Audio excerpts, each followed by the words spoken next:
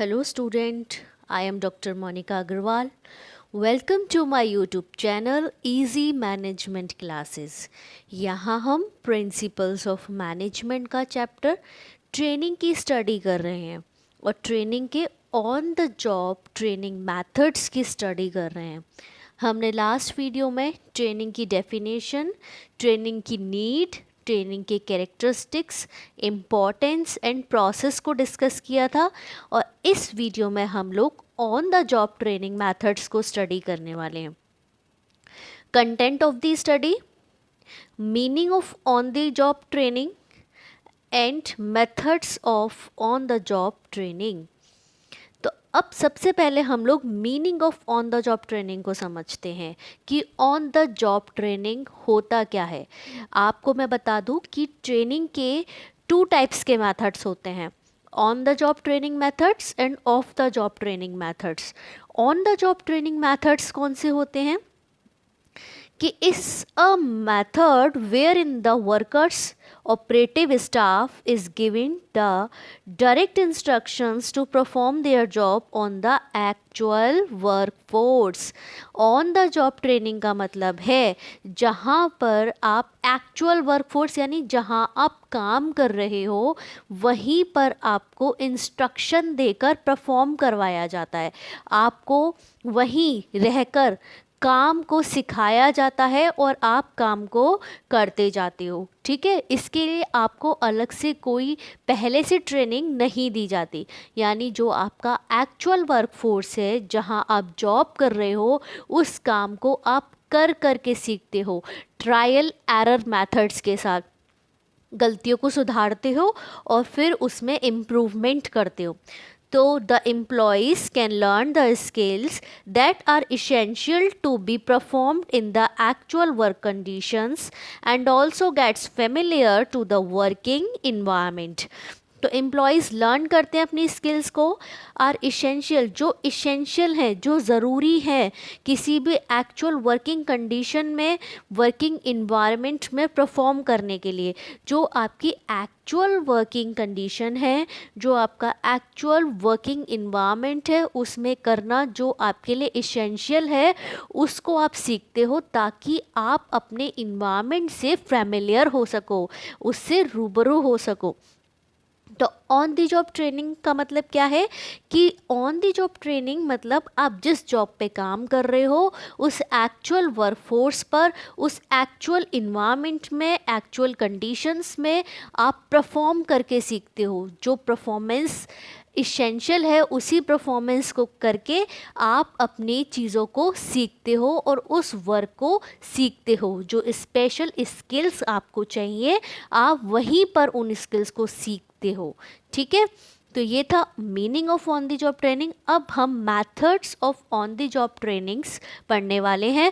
तो कौन कौन से मैथड्स हैं जो हम स्टडी करेंगे जो on the job training methods में आते हैं। ठीक है, फर्स्ट ओरिएंटेशन और induction training, second apprenticeship training, third promotions and transfers, four delegation of authority and assignment of responsibility, fifth refresher training और retraining, six job rotation, seven creation of assistant to positions, eight committee और vote membership, nine coaching and counselling and tenth understudy. ये सारे methods on the job training के हैं क्योंकि इन सारे methods में आप काम को कर कर के सीखते हो एक्चुअल वर्कफोर्स में।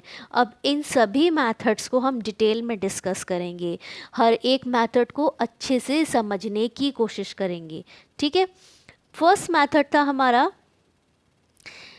ओरिएंटेशन और इंडक्शन ट्रेनिंग। देखो इसमें क्या लिखा है, it is a process of introducing new employees to their responsibilities, coworkers and work place. तो ये क्या प्रोसेस है जहाँ पर आप नए एम्प्लॉयज़ को उसकी रिस्पॉन्सिबिलिटीज से, उसके फॉलो वर्कर्स से और उस वर्क प्लेस से रूबरू कराते हो। जब आप किसी भी ऑर्गेनाइजेशन में जाते हो, आपका अपॉइंटमेंट होता है, तो आप उस ऑर्गेनाइजेशन के बारे में नहीं जानते, वहाँ का स्ट्रक्चर क्या है, वहाँ का कल्चर क्या है, वहाँ कैसे रिस्पॉन्सिबिलिटीज़ फॉलो करवाई जाती हैं, वहाँ के वर्कर्स कैसे हैं। तो इन सभी चीज़ों को समझाने के लिए आपके लिए एक इंडक्शन ट्रेनिंग प्रोवाइड की जाती है, एक ओरिएंटेशन प्रोग्राम रखा जाता है।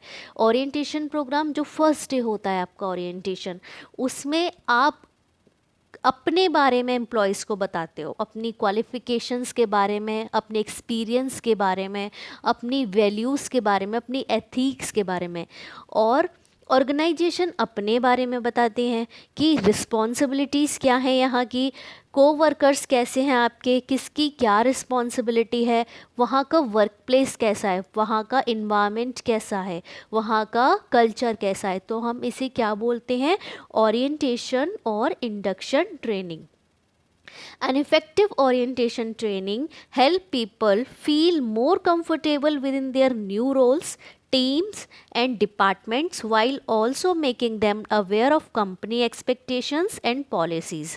तो effective orientation training क्या है, जो आपको help करती है किसको समझने में, नए रोल जो आप कंपनी में अपनी रिस्पॉन्सिबिलिटी उठाने वाले हो उसको समझने में आपकी हेल्प करती है, teams, departments, while making them aware of company expectations and policies. ठीक है, आपको अवेयर करवाया जाता है किसके लिए, कि एक्सपेक्टेशन क्या है और कंपनी की पॉलिसीज़ क्या हैं। इन दोनों चीज़ों को समझाने के लिए ओरिएंटेशन प्रोग्राम किया जाता है।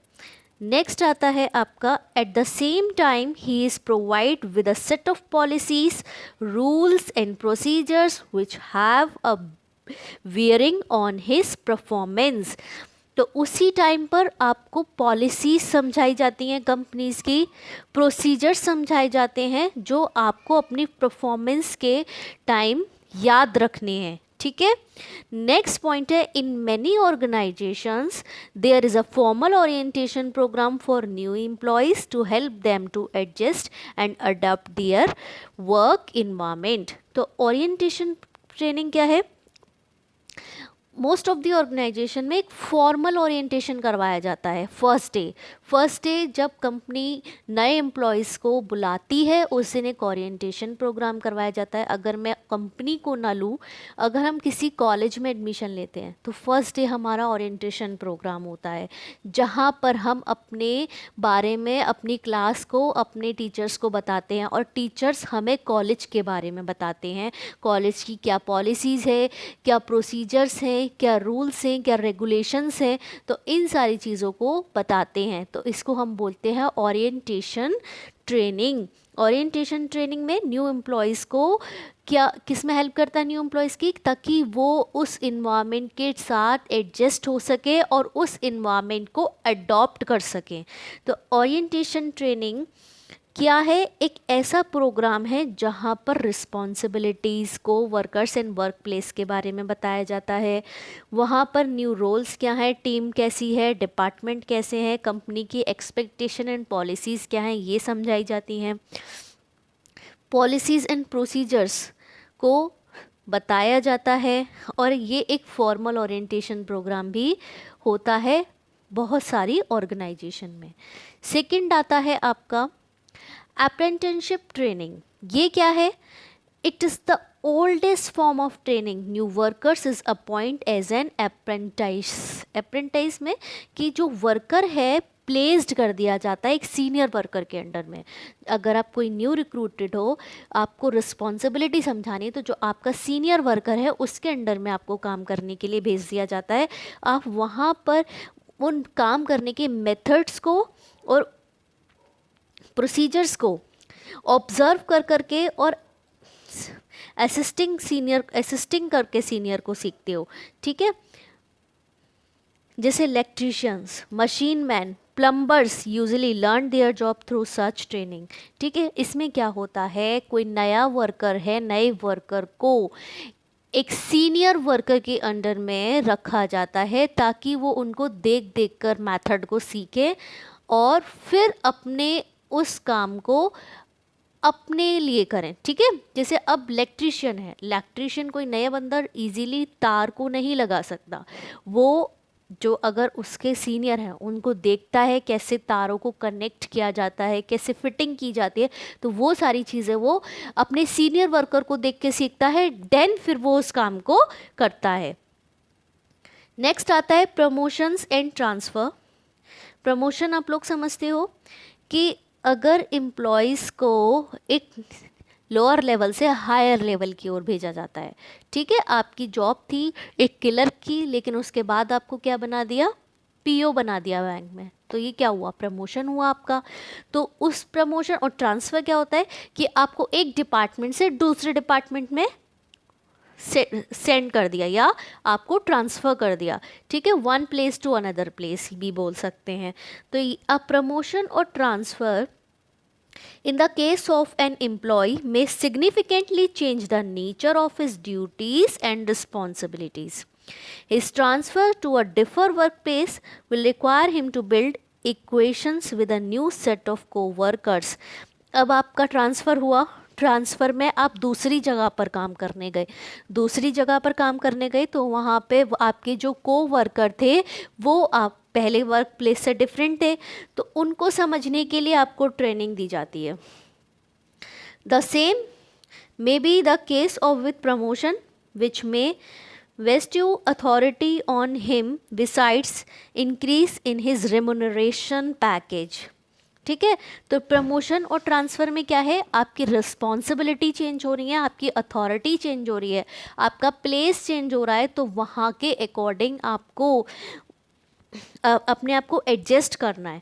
तो वहाँ पर आप अपने कोवर्कर्स को समझ रहे हैं, तो वो क्या हुआ, आपका एक on the job training method हुआ, ठीक है। तो यहाँ पर हमने 3 मेथड्स कंप्लीट किए, orientation training, apprenticeship training and promotion and transfer, ठीक है। नेक्स्ट आता है आपका delegation of authority and assignment of responsibility. It is an arrangement where a supervisor assigns a duty or responsibility to his subordinate and also delegates to him matching authority to control the necessary human and technological resources for performance of the said duty or responsibility, ठीक है। यहाँ क्या होता है, एक supervisor जो duties हैं और रिस्पॉन्सिबिलिटी है अपने सबॉर्डिनेट को डेलीगेट कर देता है, और अथॉरिटीज़ और रिस्पॉन्सिबिलिटी दोनों ही आपके सबॉर्डिनेट के पास है, फिर वो उस परफॉर्मेंस को परफॉर्म करते हैं, ठीक है। It increase the morale of the subordinate who now feels at autonomy to make and implement his decision without looking up to his supervisor, ठीक है। तो डेलीगेशन ऑफ अथॉरिटी क्या हुआ कि अपनी अथॉरिटी, अपनी रिस्पॉन्सिबिलिटी अपने जूनियर्स को देना, सबॉर्डिनेट्स को देना, तो उनके अंदर कैसी फीलिंग आएगी, एक तो उनको अथॉरिटी मिलेगी तो उनके अंदर एक डिसीज़न मेकिंग पावर आएगी, वो खुद के डिसीज़न लेंगे, उन्हें सुपरवाइज़र पे डिपेंड नहीं होना है, वो अपने डिसीज़न खुद ले सकते हैं। इससे क्या होगा, उनका मोराल इंक्रीज़ होगा और उनकी जो रिस्पॉन्सिबिलिटी बढ़ी है तो उसके थ्रू वो एक नए काम को सीखने की कोशिश करेंगे, नए काम को सीखने की कोशिश करेंगे, तो इससे क्या है, जो काम नया था वो भी उनको करना आ जाएगा। तो ये भी क्या हुई, एक तरीके की ट्रेनिंग हुई जिसमें सुपरवाइज़र का जो काम है, जो उन्होंने कभी नहीं करा था, जो हायर लेवल का वर्क है, उसको करने के लिए उनको अथॉरिटी एंड रिस्पॉन्सिबिलिटी दे दी गई, जिसके थ्रू उन्होंने उस काम को किया विदाउट एनी इंटरेक्शन या इंटरवेंशन ऑफ सुपरवाइज़र, ठीक है। इससे क्या होगा, उनका मोराल इंक्रीज़ होगा। नेक्स्ट आता है आपका रिफ्रेशर ट्रेनिंग और रीट्रेनिंग। रिफ्रेशर ट्रेनिंग कब ज़रूरत होती है कि आपको पता है चेंजिंग टेक्नोलॉजी है, यहाँ पर टेक्नोलॉजी इतनी जल्दी चेंज होती है कि जो वहाँ हमारी ऑर्गेनाइजेशन के वर्कर्स हैं वो अपने को आउटडेटेड फील करते हैं, ठीक है। तक और उससे क्या होगा, उनका मोटिवेशन लेवल कम होता है, उनका मोराल डिक्रीज़ हो जाता है और कंपनी की परफॉर्मेंस डाउन हो जाती है। तो हमें किसकी ज़रूरत होती है, रिफ्रेशर ट्रेनिंग की, अपने एम्प्लॉयज़ को रिफ़्रेश करने की, ठीक है। जैसे आप थक जाते हो थकने के बाद आपको किस चीज़ की ज़रूरत होती है? चाय की ज़रूरत होती है ताकि आप खुद को रिफ़्रेश कर पाओ। कॉफ़ी की ज़रूरत होती है, कोई भी एक छोटा इसने लंच टाइम की ज़रूरत होती है जिससे आप अपने आप को रिफ़्रेश कर पाओ। तो रिफ़्रेश ट्रेनिंग में क्या है, जब आप खुद को आउटडेटेड फील करने लगते हो तो आप जो नई टेक्नोलॉजी आई है उससे आपको रूबरू कराया जाता है, उससे आपको समझाया जाता है ताकि आप जो चेंजिंग इन्वायरमेंट है उसके साथ चल पाएँ। Rapid scientific and technological changes can make even properly trained worker to feel outdated। ठीक है, मैंने यही बताया आपको कि जो साइंटिफिक चेंजेस है, जो टेक्नोलॉजिकल चेंजेस है, वो बहुत स्पीडली होते हैं, तो वर्कर्स क्या फील करते हैं, अपने आप को आउटडेटेड फील करते हैं। Refresher training help workers in learning new work method and skills, but it also enable them to improve the work method they had learned earlier। तो रिफ्रेशर ट्रेनिंग में क्या है, वर्कर्स लर्न करते हैं नए methods को, नई स्किल्स को, ताकि वो अपने आप को इम्प्रूव कर पाए और अपने आप को आउटडेटेड ना समझें। Change in technology or work methods lead to production of new goods and services, and old hands will need refresher training to adapt themselves to the requirements of new environment। ठीक है, तो refresher training क्या है कि rapid scientific changes हो रहे हैं एक तो फर्स्टली, सेकेंड कि अब रिफ्रेशर ट्रेनिंग से आप अपने एम्प्लॉयज़ को आउटडेटेड की जगह अपडेट रखोगे, उनको एक न्यू वर्क मेथड और स्किल सीखने का मौका मिलेगा। अगर हमारी टेक्नोलॉजी चेंज हो रही है, वर्क मेथड्स चेंज हो रहे हैं, प्रोडक्शंस के, सर्विसेज के, तो जो ओल्ड हैंड है उनको किस चीज़ की ज़रूरत है कि आप उनको रिफ्रेश करें, उनको ट्रेनिंग दें ताकि वो अपनी जॉब की रिक्वायरमेंट के अकॉर्डिंग उस इन्वायरमेंट को एडॉप्ट कर पाएँ। नेक्स्ट आता है आपका जॉब रोटेशन। जॉब रोटेशन आप समझते हो, चेंज करना। जॉब रोटेशन में भी वर्टिकल एंड हॉरिजॉन्टल। ठीक है, the object of job rotation is to provide diversified training to an employee by making him learn the nature of work at different work center. कि आपने क्या किया, workers को rotate किया, यानी एक वर्कर को दूसरे वर्कर की जगह रख दिया, दूसरे वर्कर को तीसरे वर्कर की जगह रख दिया, तीसरे वर्कर को पहले वर्कर की जगह रख दिया। तो अब जो तीसरा वर्कर था वो पहले वर्कर वाला काम कर रहा है तो उसको वो काम भी आ गया। ठीक है, ऐसे ही जो सेकंड वाला वर्कर था उसको हमने थर्ड वर्कर की जगह रिप्लेस किया था तो उसे थर्ड वर्कर वाला काम भी आ गया। जब हम वर्कर्स को आपस में ऐसे ही रोटेट करते हैं, जगह चेंज करते हैं, उनकी रिस्पॉन्सिबिलिटीज़ चेंज करते हैं, तो उनकी जो नॉलेज है वो डाइवर्सिफाइड हो जाती है, यानी वो ओवरऑल स्किल्स डेवलप करते हैं और न्यू मेथड्स को समझते हैं। ठीक है, तो जॉब रोटेशन समझ आया कि रोटेट करना एम्प्लॉयज़ को, उनकी रिस्पॉन्सिबिलिटीज़ को रोटेट करना ताकि वो हर एक तरीके की रिस्पॉन्सिबिलिटीज़ को निभाना सीखें। नेक्स्ट आता है creation of assistant to positions. This involves posting a trainee as an assistant to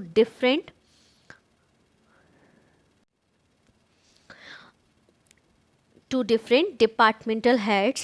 The object is to broaden his outlook and to prepare him for wider managerial responsibility.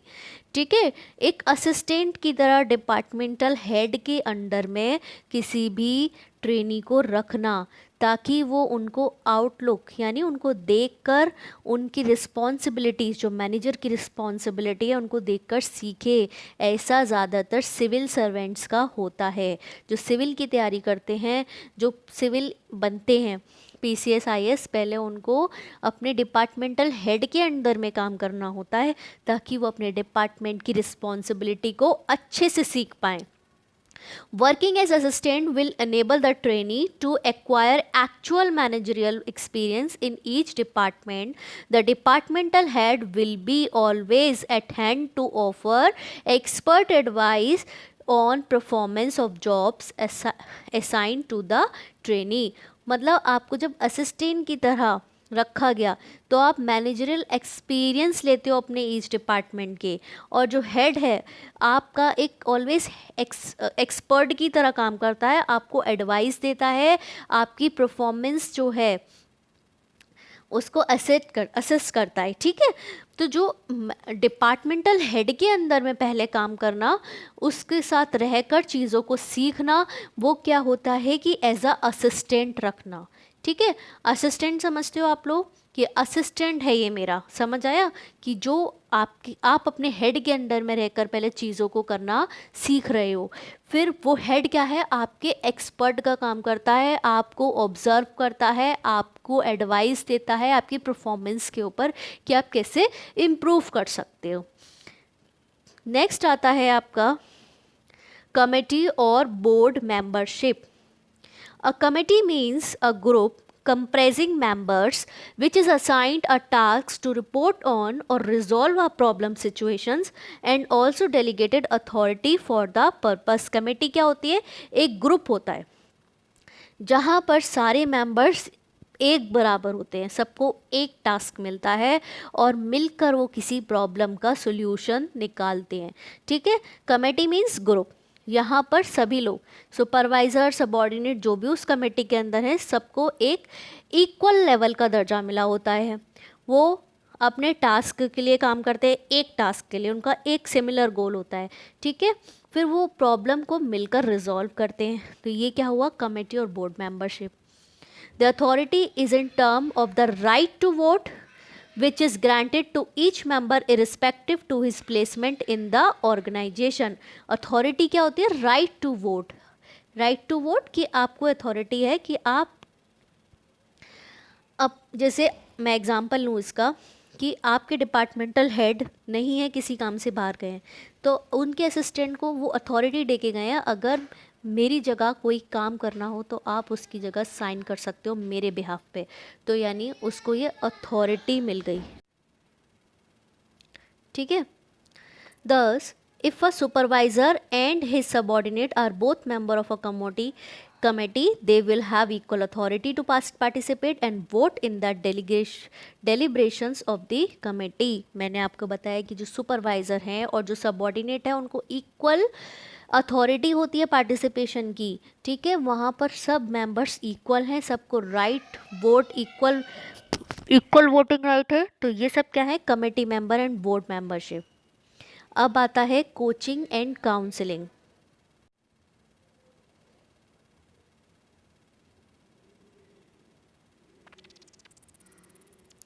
A line supervisor not only teach the job, knowledge and skills to his her subordinates but also counsel them very often। ठीक है, एक line supervisor जो होता है उसकी responsibility सिर्फ इतनी नहीं है कि वो उनको नॉलेज दे रहा है, वो उनकी स्किल्स इंक्रीज़ कर रहा है, एज अ काउंसलर की तरह भी वो काम करता है। अगर किसी एम्प्लॉई की परफॉर्मेंस रिड्यूस हो रही है, तो वो परफॉर्मेंस रिड्यूस क्यों हो रही है, उसकी काउंसलिंग करना, उसकी प्रॉब्लम को समझना, उसको एक इमोशनल एंड मोरल सपोर्ट करना भी एक लाइन सुपरवाइज़र की रिस्पॉन्सिबिलिटी बनती है। The emphasis in coaching is on learning by doing. Coaching and counselling are similar in many aspects. Coaching क्या होती है, लर्निंग बाय डूइंग, कर करके सीखना। ऑन द जॉब ट्रेनिंग का तो मतलब ही यही है कि आप कर करके सीखो, ठीक है। नेक्स्ट आता है when a supervisor is interacting with the subordinate, it is often difficult to clearly define whether he she is performing a coaching और counselling role. Theoretically, this concept may differ, but practically it is not possible to totally separate by this training techniques। तो board membership और committee हमने क्या बताई कि committee क्या होता है, ग्रुप होता है जहाँ पर सभी मेंबर बराबर समझे जाते हैं, चाहे वो सुपरवाइज़र हो या सबॉर्डिनेट हो, सब एक टास्क के लिए काम करते हैं और प्रॉब्लम को सॉल्व करने की कोशिश करते हैं। सबके पास अथॉरिटी होती है, सबके पास वोटिंग राइट्स होते हैं, सब पार्टिसिपेट करते हैं डेलिबरेटली। तो ये क्या है हमारा कमेटी एट बोर्ड मेंबरशिप, ठीक है। कमेटी और बोर्ड मेंबरशिप समझ आया। उसके बाद हमने कोचिंग एंड काउंसलिंग की। कि एक सुपरवाइज़र की रिस्पॉन्सिबिलिटी इतनी नहीं है कि वो नॉलेज प्रोवाइड करे आपको स्किल से, साथ में आपकी काउंसलिंग भी करता है, वो आपको एक इमोशनल टच भी देता है, आपकी प्रॉब्लम क्या है उसको समझता है, आप कैसे रिजॉल्व कर सकते हो, आपकी हेल्प करता है इसमें, ठीक है।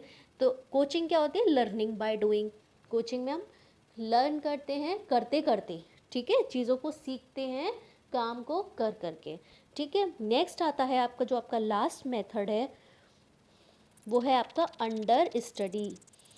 The line supervisor is assigned an understudy और assistant and in addition to his her regular duties is expected to give training to his her understudy. Understudy में क्या होता है कि जब कोई सुपरवाइज़र अपनी जॉब को छोड़ के जाने वाला होता है, ठीक है, तो वो क्या करता है, अपने बिहाफ पर दूसरे एम्प्लॉय को रखता है जिस पर उसे भरोसा होता है कि ये मेरे काम को सीख सकता है, उसको अपने अंडर में रखना, उसको रिस्पॉन्सिबिलिटी समझाना, उसको काम करने का तरीका बताना, और जब वो सीख जाता है उस काम को, तब वो अपनी अथॉरिटी उस बंदे को दे जाता है और अपना काम, जैसे उसका प्रमोशन हो रहा है सुपरवाइज़र का, तो वो उस जॉब को छोड़ के चला जाता है। An understudy is prepared to perform the work or fill the position of another। मैंने आपको ये बताया कि परफॉर्म करना, फिर उस पोजीशन को फिल करना। नेक्स्ट आता है the understudy is an offshoot of manpower and succession planning which ensure that a fully qualified person will be able to take over a manager's job, ठीक है, whenever a line supervisor leaves his position due to promotion, transfer, retirement और so fourth, ठीक है। इसमें आपको समझ आया कि मैंने आपको बताया जब सुपरवाइज़र को पता चलता है कि ये क्वालिफाइड पर्सन है जो मेरी ड्यूटी रिस्पॉन्सिबिलिटी को टेक ओवर कर सकता है, तो उसको अपने अंडर में रखकर चीज़ों को सिखाना, क्योंकि उस सुपरवाइज़र उस जॉब को छोड़ना चाहता है। क्यों? हो सकता है उसका प्रमोशन हो गया हो, या ट्रांसफ़र हो गया हो, या रिटायरमेंट हो गया हो। तो अंडर स्टडी में क्या करते हैं हम कि एक क्वालिफाइड पर्सन को अपनी जगह रख के काम सिखाते हैं, और ताकि वो हमारे काम को टेक ओवर कर सके। तो यहाँ पर हमने 10 मेथड्स की स्टडी की। ओरिएंटेशन ट्रेनिंग, बैक करके बताती हूँ।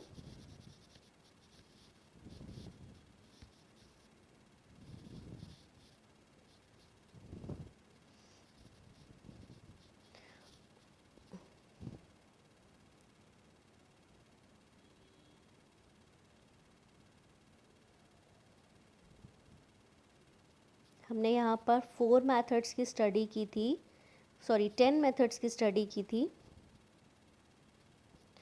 First is orientation training and induction training, second apprenticeship training, third promotion and transfer, fourth delegation of authority and assigned of responsibility, refresher training and retraining, job rotation, creation of assistant to position, committee or board membership, coaching and counselling and under study.